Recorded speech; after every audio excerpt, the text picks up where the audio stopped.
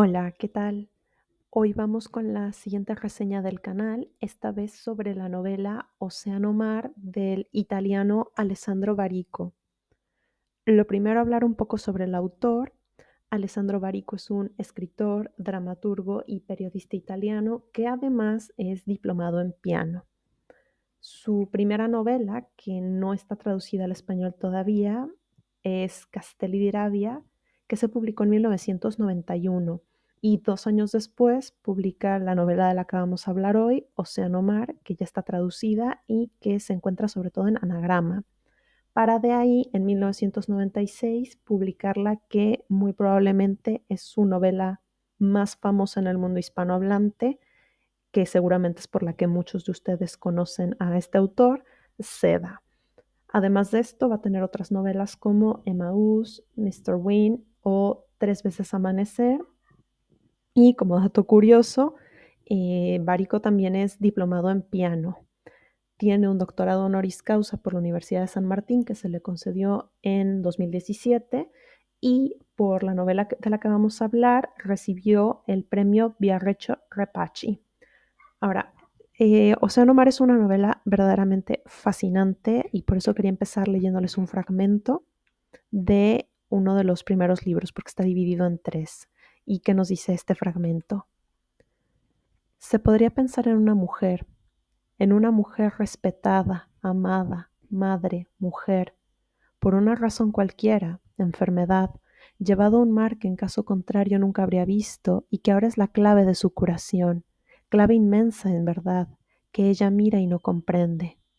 Lleva el pelo suelto y está descalza, y esto no es que carezca de importancia, es absurdo, junto con esa pequeña túnica blanca y los pantalones que dejan al descubierto los tobillos. Se le podrían adivinar las caderas sutiles, es absurdo. Solamente su habitación de mujer la ha visto así, y sin embargo, así está en una playa enorme, donde no se estanca el aire pegajoso en un tálamo nupcial, sino que sopla el viento del mar trayendo el edicto de una salvaje libertad, reprimida, olvidada, oprimida, envilecida por toda una vida de madre, esposa, amada, mujer. Y está claro, no puede sentirlo. Ese vacío alrededor, sin paredes ni puertas cerradas, y solo delante, un interminable espejo excitante de agua. Solo con eso habría para una fiesta de los sentidos, una orgía de nervios, y aún debe suceder todo: la dentellada del agua gélida, el miedo del abrazo líquido del mar, la sacudida sobre la piel, el corazón en la garganta. Una cosa que es muy, muy importante antes de continuar con la reseña es que mucha gente llega a Océano Mar a partir de Seda y después se lleva una gran decepción, y entonces no puedo insistir lo suficiente sobre esto.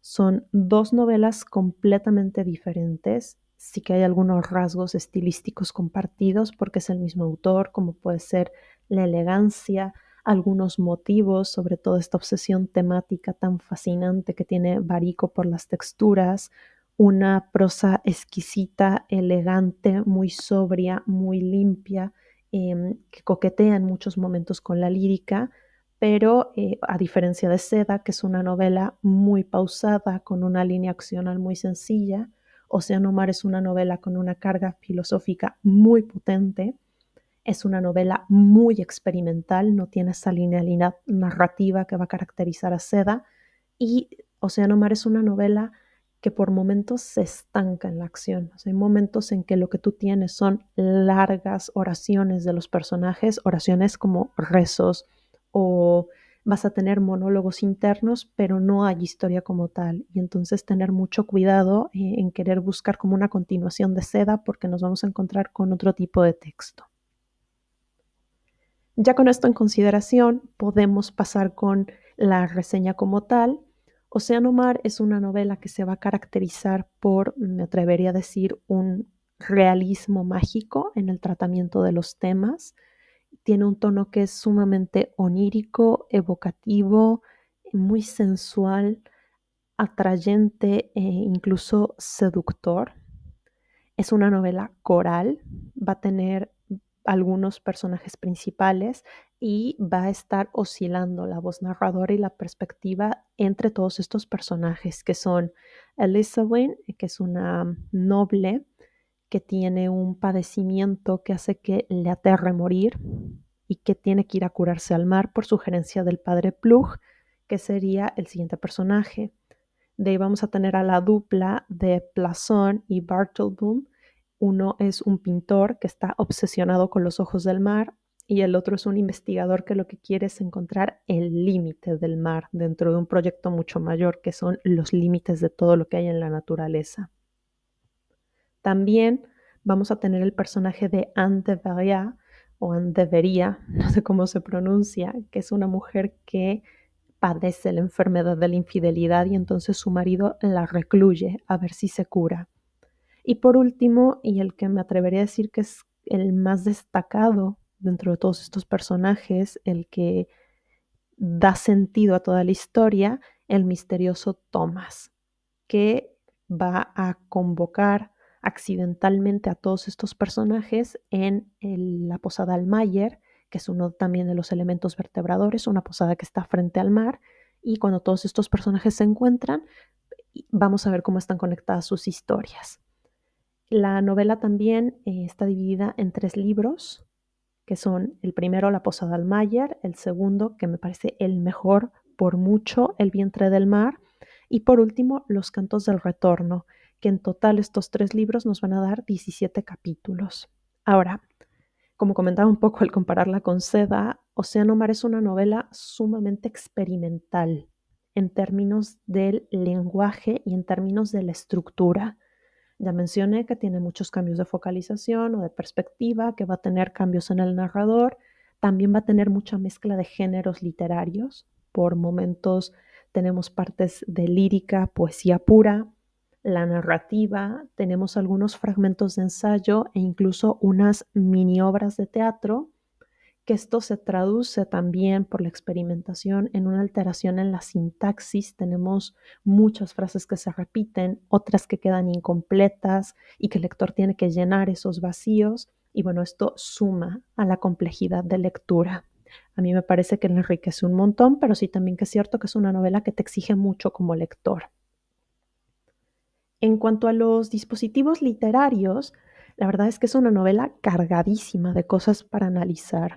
En cuanto a los temas, por mencionar unos pocos, uno que destaca y que es una absoluta obsesión de este texto es el tema de los límites de la naturaleza, los límites del ser humano, o sea, los límites entre el instinto y la razón.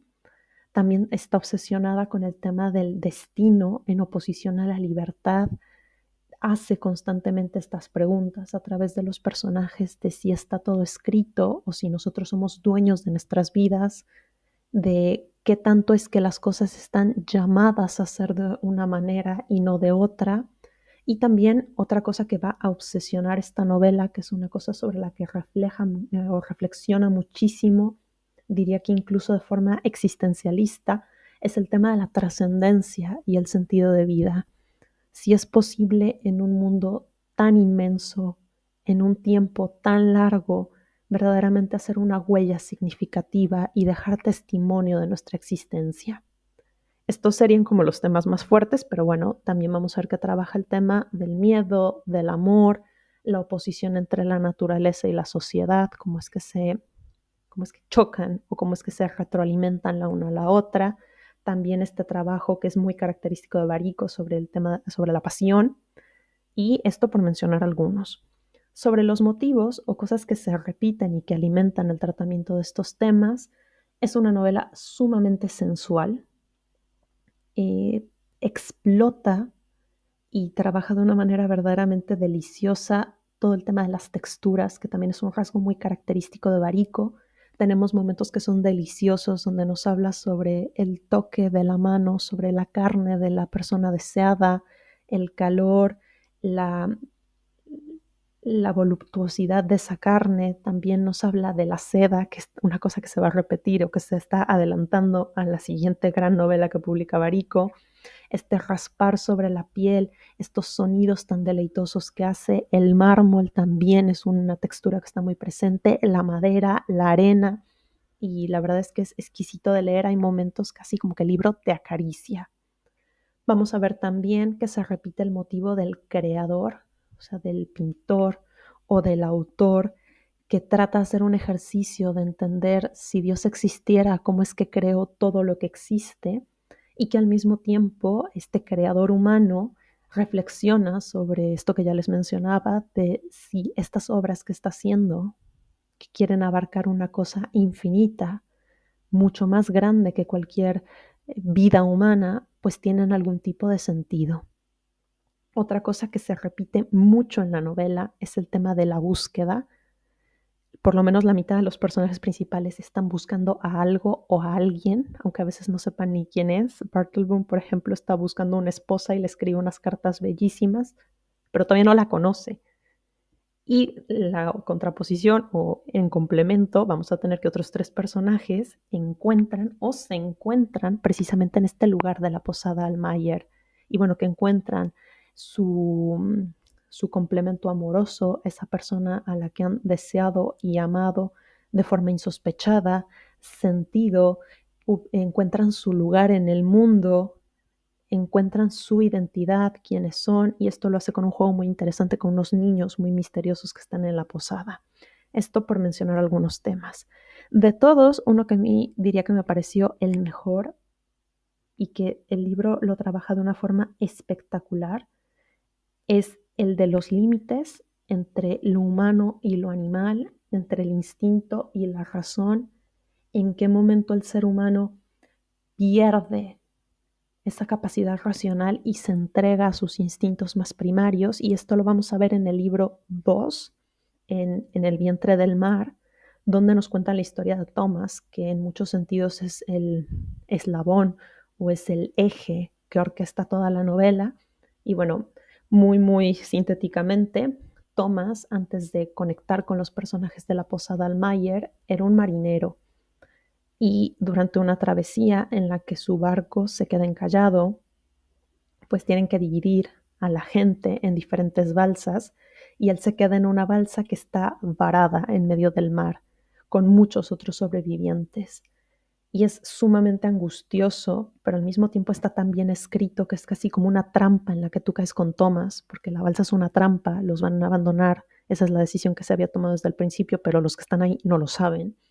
Y tú caes en esta trampa por lo delicioso de la prosa y no puedes dejar de leer. Ves cómo se va degenerando el microcosmos humano que se ha hecho en esta balsa, cómo las posibilidades de sobrevivir se hacen cada vez más escasas y cómo los personajes empiezan a abandonar todos sus preceptos morales, todas sus normas, sus criterios.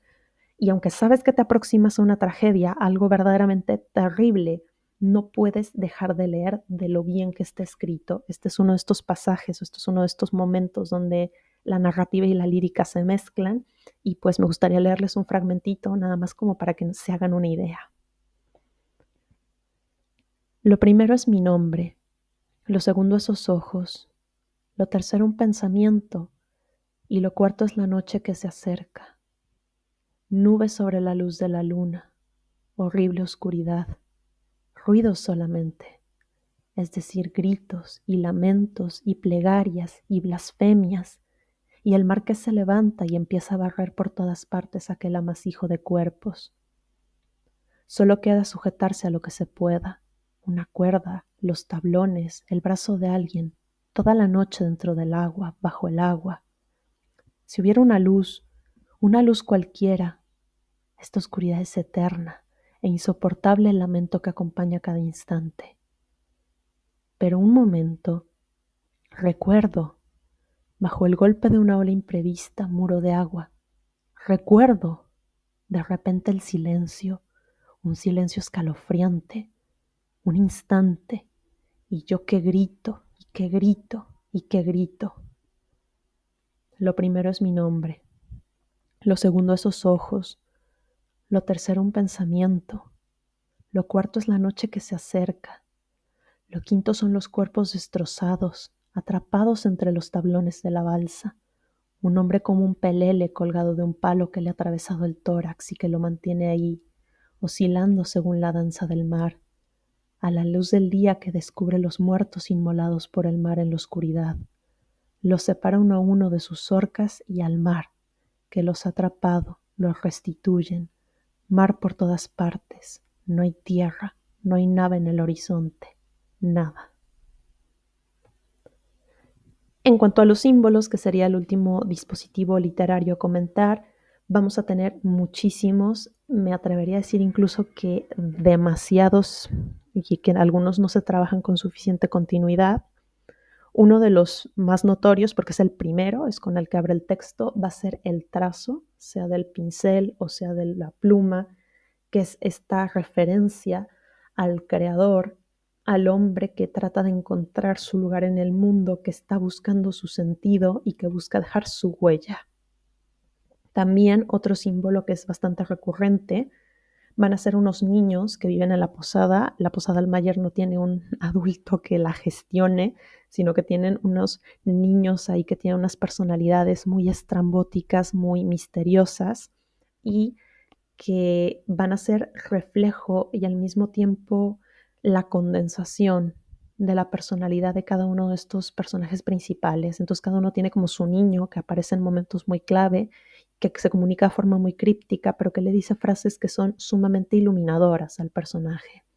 Otro símbolo que tenemos al principio va a ser un tapiz hermoso que tiene el padre, este aristócrata de padre de Elizabeth, donde lo que representa es una sociedad donde su hija, por su enfermedad, no tiene lugar y cómo es que lo va a ir a buscar, cómo es que esta chica tiene que salir del hogar paterno, salir de este mundo conocido y adentrarse en aquello que está más allá del tapiz para saber quién es. Luego otro símbolo, que bueno, este es por excelencia, está desde el título, es el mar, que representa un montón de cosas, desde la pérdida en el universo hasta el encuentro y la comunión con otra persona, con un amante, el tema de la extensión, de lo infinito, de lo que prácticamente no tiene límites, la disolución de la identidad. El mar está cargadísimo de significados. Y dentro de ese mar, pues vamos a tener a los barcos y las balsas que representan muchas cosas dependiendo de cómo estén. Por ejemplo, la balsa de Thomas, esto que les comentaba del libro segundo, pues nos habla de estas cosas a las cuales aferrarnos en los momentos en los que nuestra humanidad pende de un hilo porque la supervivencia se ve amenazada. También vamos a ver que la entrada y la salida de los personajes en el mar puede ser un naufragio, como en el caso de Thomas, una pérdida del todo, un desvanecimiento del mundo, pero también puede ser un parto, puede ser un bautismo, puede ser el encuentro y el surgimiento de uno mismo. También vamos a ver muchos objetos cotidianos que se pierden o que se encuentran en consonancia con lo que pierden o lo que recuperan cada uno de los personajes. Y también vamos a tener que los barcos son los ojos del mar, que esto me parece una frase de una poética preciosa. Y bueno, ya para terminar la valoración del libro, que este libro le daría un 4.5 sobre 5. ¿Esto por qué? Lo primero, porque sí que creo que es un libro que es demasiado exigente para el lector, sobre todo un lector que quiera acercarse de forma más lúdica y esta experimentalidad, esta destructuración de la sintaxis, toda esta hibridación de géneros, la saturación de símbolos, las anacronías, que haya tantos saltos en el tiempo, los cambios de focalización que no se avisan, pues sí que pueden ser cansinos y que pueden resultar agotadores para un lector que está buscando otro tipo de experiencia. También creo que es un libro que tiene una gravedad en los temas que trata, que, insisto, para alguien que busca una cosa más lúdica, pues a lo mejor es demasiado. Tiene preguntas existencialistas muy potentes, que a mí me encantaron. Fue un libro que me dejó pensando varios días después de haberlo leído. Pero bueno, que esto también depende de qué estamos buscando ahí. Por lo demás, o sea, salvo por estas dos cositas, la sobresaturación de experimentalidad, los símbolos que a veces les falta continuidad y toda esta complejidad sintáctica y estructural, a mí la verdad es que es un libro que me encantó, sí fue una auténtica joya. Estos pasajes donde habla del mar, para quienes les gusta y les gusta la poética alrededor del mar, son una absoluta delicia.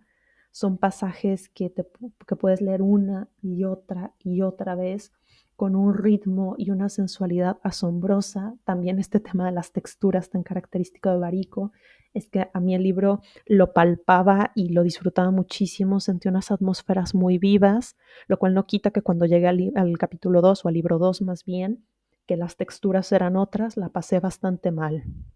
Entonces es un libro que recomiendo, pero que sí hacer este matiz de que es un libro que te exige mucho como lector y que tiene uno que otro defectillo estructural y por eso le daría el 4.5/5. Y bueno, esto sería todo por esta reseña y nos escuchamos otra vez. Hasta luego.